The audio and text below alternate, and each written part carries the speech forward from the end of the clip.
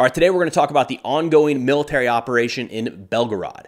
Now, about a week ago, Ukrainian aligned forces pushed across the border into Russian territory and began fighting Russian forces there, which it's still ongoing, and I think that probably caught Russia a little bit off guard. So we're going to talk about the possible goals of this operation as well as the results as far as we know them today. Now, we have to remember that in any conflict, any war, you're going to have a mix of combat operations and information operations. Usually, something falls right in the middle of those two, and there's a little aspect from each end of the spectrum. This is no different.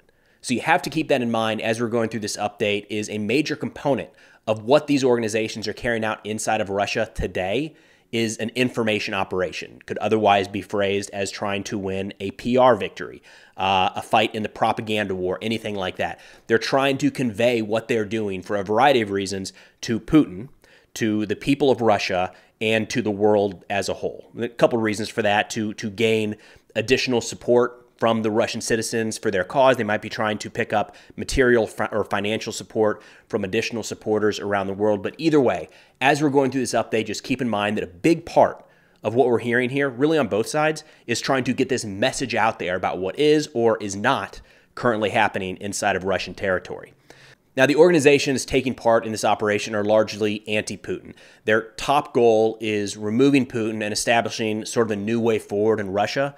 Their association with Ukraine in this context is kind of opportunistic, right? So some of these groups talk about how the Russian invasion of Ukraine is really just another sign of the madness of Putin and how he's throwing away Russian lives for his imperial ambitions. But largely the relationship here between the Siberian Battalion, the Freedom of Russia Legion, and the Russian Volunteer Corps and Ukraine is best described as the enemy of my enemy is my friend. Now, in terms of size of these organizations, it's pretty sketchy, hard to tell exactly the number of fighters they have in their ranks or the equipment until they kick off something like this and you can actually see what they're using. But I would say each one of these organizations, you're talking about hundreds of fighters, maybe all together into the couple thousands. There were some rumors that I've seen circulating, so take it for what it's worth, that some additional foreign legion volunteers that were elsewhere in Ukraine, not currently engaged at the front, decided to move over to Belgorod and take part in this operation once they heard what was going on. That could have plussed up the numbers in this group, but big picture, you're talking about maybe a couple thousand soldiers overall taking part in this Belgorod operation. So in that context, if the goal here is the toppling of Putin and establishing a new government in Russia, and you've only got a couple thousand soldiers doing that, their plan is not to move through Belgorod and march on to Moscow, right? That's not realistic.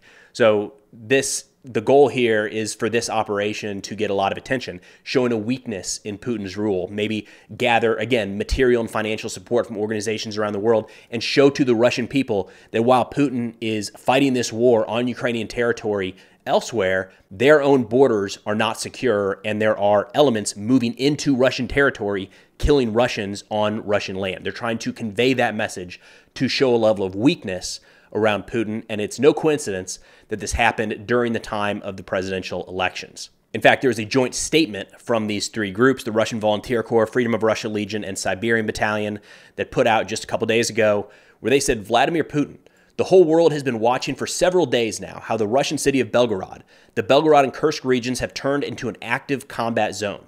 At the same time, the administration you installed, despite our repeated calls, is preventing the evacuation of the civilian population. In this regard, solely because of your ambitions, civilians continue to suffer and die. We urge you to stop this circus. Think about the fate of innocent Russians and allow the evacuation of civilians from the combat zone. Your elections have long since turned into a complete farce. Stop driving ordinary people to participate in your show at polling stations under bombs and artillery shells. Even forced expression of will is not possible when air raid sirens sound. You have long lost your legitimacy, and in the current circumstances, even the appearance of an electoral process has disappeared. It is obvious to everyone that Russia needs immediate and fundamental changes.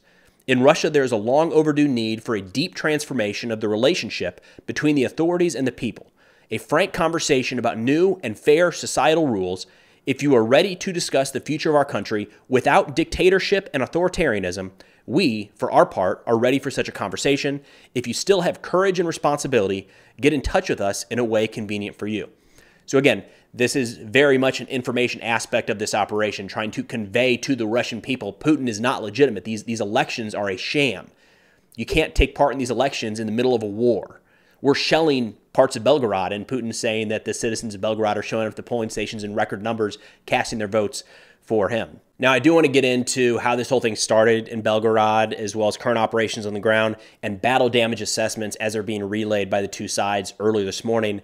But first, quick thank you to the sponsor of today's video, Venture Surplus. You heard me talk about these guys before. It's just an awesome company, a solid American veteran-owned business that has a huge selection of military surplus and constantly rotating stock. So if you head over to their website and you see something and you like it, probably pick it up now. It might not be there tomorrow. On the other hand, make sure you keep checking their site because they're constantly getting new stuff in their inventory. One of the places I always like to check when I head over there is their featured military gear right on the front page. I can't say anything about this Mountain House Adventure Meal Chicken Teriyaki. Maybe give it a shot. But the 550 cord and a rope dispenser, like I've got miles of that stuff throughout the house. We're constantly using 550 cord. There's a ton of purposes for that, whether it's home improvement, outdoors, anything of the like. Those fleece caps are actually pretty solid too. And then this fleece thermal undershirt is kind of a staple for me when I'm hunting. It's one of the few pieces of Army issued clothing that I regularly wear still outside of the military. So if you're in the market for any of that stuff or just want to peruse some interesting military surplus gear, head over to Venture Surplus. Link is in the description below and use code Preston10 for 10% off your first order. Now, this whole Belgorod raid kicked off on March 12th, so a little bit over a week ago, with elements from the Freedom of Russia Legion, the Russian Volunteer Corps, and the Siberian Battalion. In my first video talking about this about a week ago, I didn't mention the Siberian Battalion, didn't know they were taking part until a couple days in. So the information battles right now are ongoing, as to be expected, and there's already been some pretty significant hiccups from the two sides. So right away, the Russian Ministry of Defense came out and said that they had completely stopped this attack. Stopped in its tracks. No Ukrainian aligned forces, none of these groups had crossed into Russian territory. The Freedom of Russia Legion responded by posting this video. I actually showed this in my previous update where they said they were operating inside of Russia, kind of a response to the Ministry of Defense. You said we're not here. Here we are showing a flag inside of Russia, but it didn't take long for the geolocation experts out there to identify that this video was actually taken inside of Ukraine. So hiccups on both sides at that point.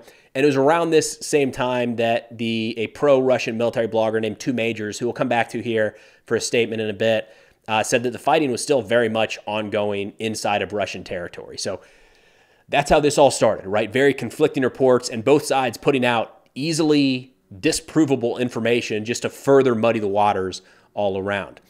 Now, it did look like the Freedom of Russia Legion learned from that mistake and then on March 17th put out this video starting with a map and then zooming in to show their troops in Gorkovsky taking the sign off of a building, Gorkovsky inside of Russia, taking a sign off of a building as kind of a war trophy of sorts, evidence, proof that they've been there. In straight line distance, for reference, this is about 2 kilometers across the border into Russian territory. Now, there's been questions about Ukrainian support for these organizations since they first popped up shortly after the full-scale Russian invasion in February of 2022. That's always been kind of an open question. And for the most part, Ukraine has kind of kept their distance and not shown direct involvement, overt direct involvement with these organizations, specifically the Freedom of Russia Legion and the Russian Volunteer Corps. That's hard to tell at times because you see some of this relatively new Western-style equipment being used. In the last attack, for instance, there were U.S.-provided MRAPs that took part in the raid, Humvees that took part in the raid. So there has to be some degree of coordination, some degree of cooperation, but it's been relatively vague.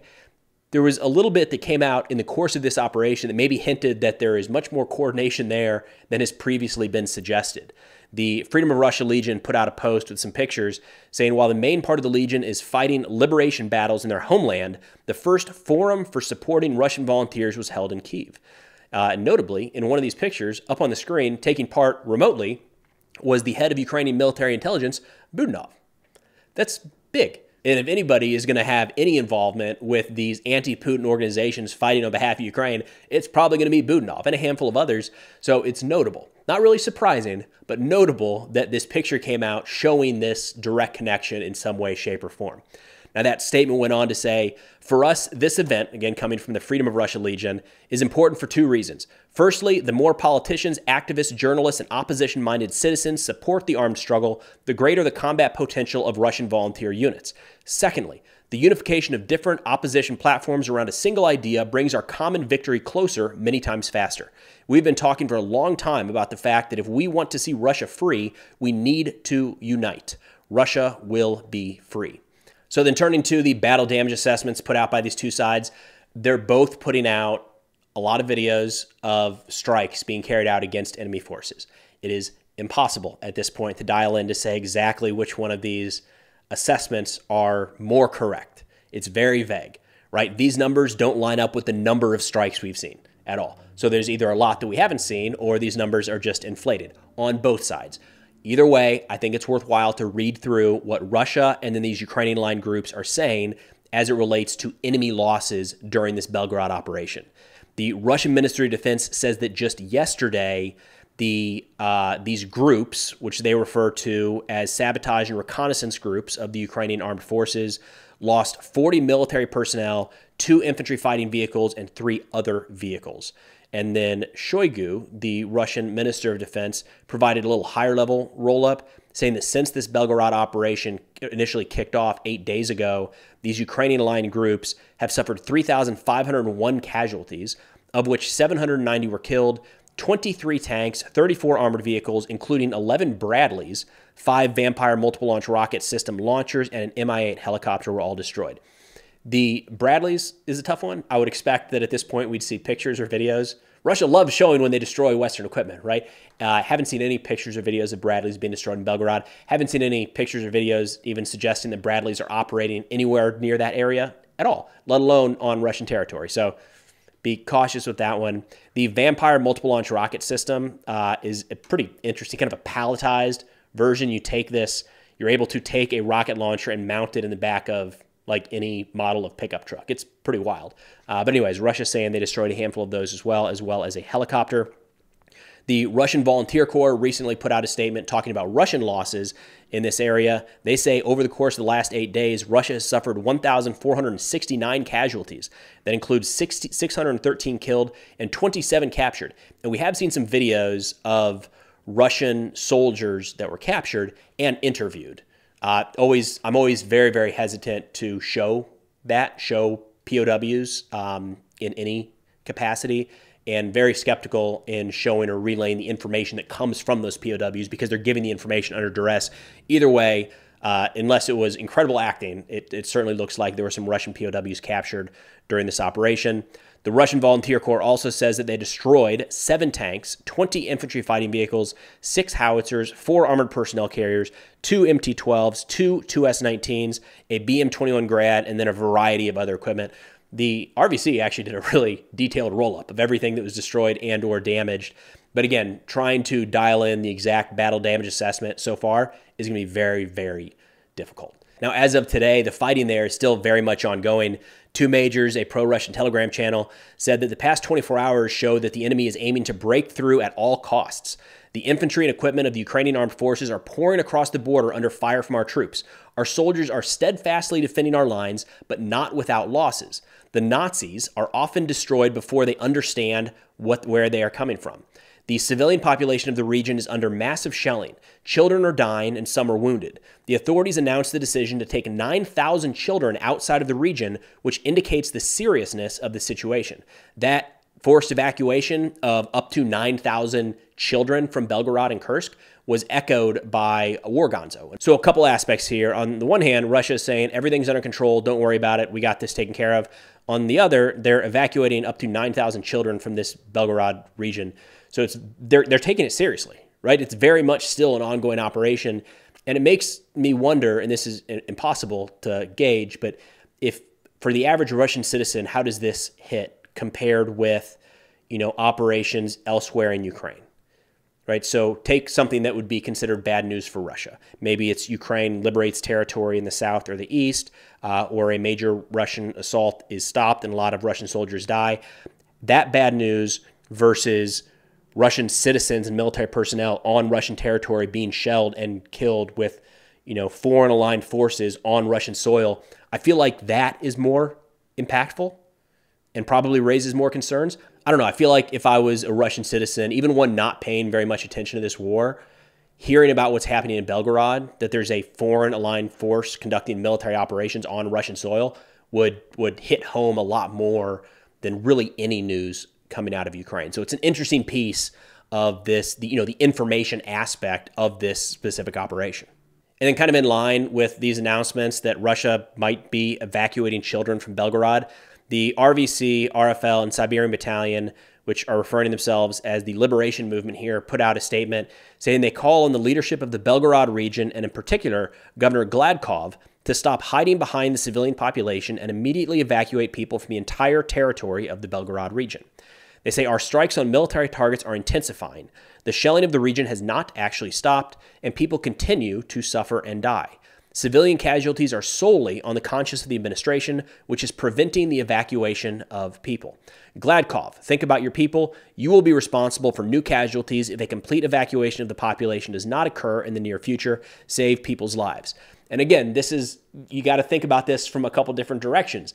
If the population of Belgorod evacuates, that is a victory for the Russian Volunteer Corps, Freedom of Russia Legion, and Siberian Battalion, because they can say, look what we were able to do. Just a few thousand of us forced Russia to evacuate a whole border area.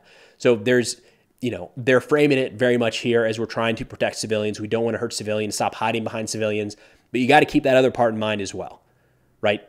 There's also a victory to be had if the civilian population evacuates. Now, all of this did get Putin's attention. He addressed it recently. So I think it's easy to look at this and say no one's paying attention to this. They are. If you're watching Russian social media channels, the major ones, including the Russian Ministry of Defense, are talking about this Belgorod operation every single day. Shoigu is talking about it. And just earlier today, Putin addressed it in a speech where he said he admired the courage of the residents of the Belgorod region and other border regions, saying that we will work to ensure their safety.